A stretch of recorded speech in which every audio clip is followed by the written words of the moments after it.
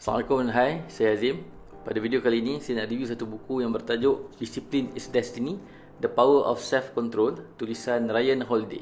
Ryan Holiday ini merupakan penulis prolific yang banyak menulis berkenaan falsafah Stoik yang diasaskan oleh Marcus Aurelius. Dan apa yang beliau cuba lakukan ialah beliau cuba relatekan falsafah Stoik ni dengan dunia moden pada masa kini. Dan bagaimana kita boleh menggunakan beberapa life hacks yang pernah digunakan oleh masyarakat terdahulu.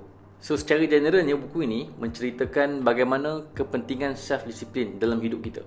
Dan kalau kita lihat bagaimana orang yang berjaya di dunia ini, kebanyakan di antara mereka mempunyai traits disiplin. Dan of course untuk kita ubah hidup kita menjadi lebih baik ataupun kita leveling up hidup kita ini memerlukan self-disiplin. Dan kita tahu bahawa untuk ubah hidup ataupun untuk kita leveling up hidup kita ini adalah perkara yang susah. Dan tidak ada perkara yang mudah dalam dunia ini. Dan jawapan kepada bagaimana kita melalui semua ini adalah dengan self-disiplin. Jadi penulis membahagikan buku ini kepada 3 bahagian. Yang pertama ialah the exterior. Yang kedua adalah the inner domain. Dan yang terakhir adalah the magisterial. Part 1, the exterior.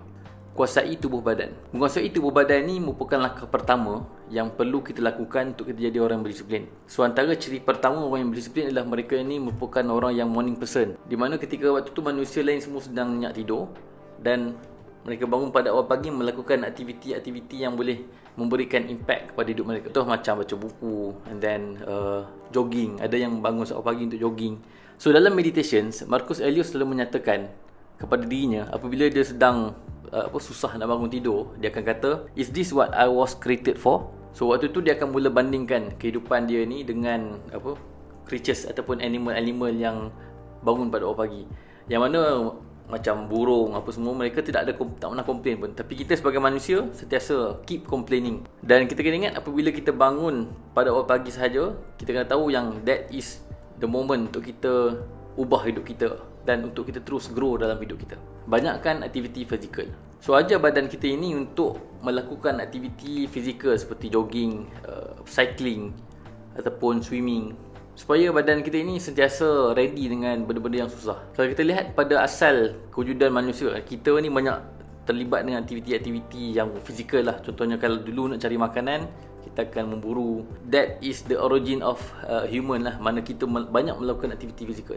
Tapi apabila kita dah mula bekerja di office, kita dah banyak kena dengan benda yang selesa lah, ada aircon, ada everything. Dan benda tu menyebabkan kita mengurangkan kita ni untuk buat aktiviti fizikal. Berhenti jadi hamba kepada nafsu. So nafsu ni sentiasa menginginkan perkara-perkara yang best lah, kita katakan kan.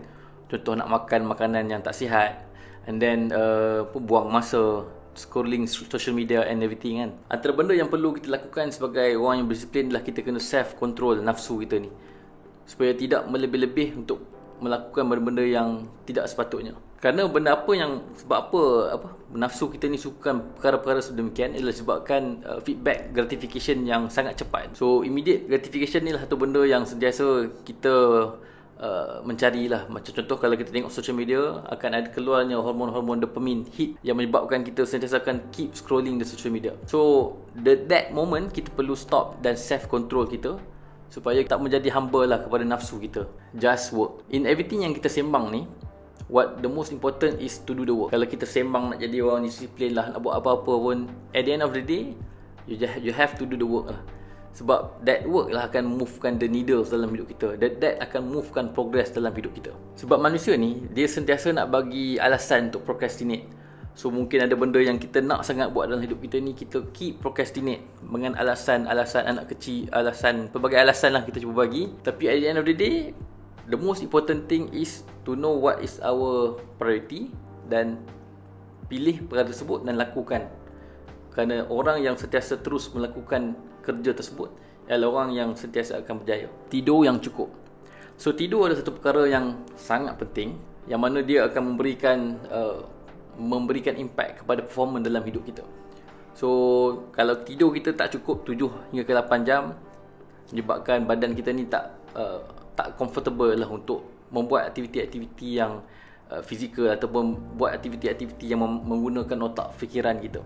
So pastikan tidur kita yang cukup supaya kita boleh menjadi orang yang boleh perform dalam setiap kehidupan kita.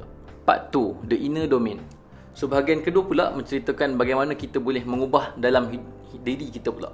So tadi kita dah sembang pasal the exterior, macam mana kita boleh mengubah secara luaran fizikal kita. Dan sekarang kita akan sembang bagaimana kita boleh mengubah kehidupan dalam hidup kita ini. Higher self and lower self. So untuk kita memahami setiap sudut pada hidup kita ini, kita perlu faham perbezaan di antara higher self dan lower self. Kerana dalam setiap ada benda yang kita lalui dalam hidup kita, benda ni ada benda yang kita perlu react as higher self and lower self. Sebagai contoh, kalau kita nampak nak makan burger, makanan yang kurang sihat, so the lower self mungkin akan kata, oh, kita nak makan burger sebab dia lagi sedap, instead of kita pilih makanan yang lebih sihat seperti macam makan oat. Our higher self mungkin akan memikirkan tentang kata, oh, dengan aku memilih untuk makan oat, dia akan memberikan impact pada aku mungkin 5 tahun ataupun 60 tahun dengan kehidupan yang lebih sihat. So the lower self akan sentiasa pilih benda-benda yang tak elok kepada diri kita. So sebab itu kita kena sentiasa operate hidup kita ni dengan mode of our higher self. So sentiasa tanya diri kita pada setiap keadaan yang kita lalui dalam hidup kita, what would our higher self will be doing lah.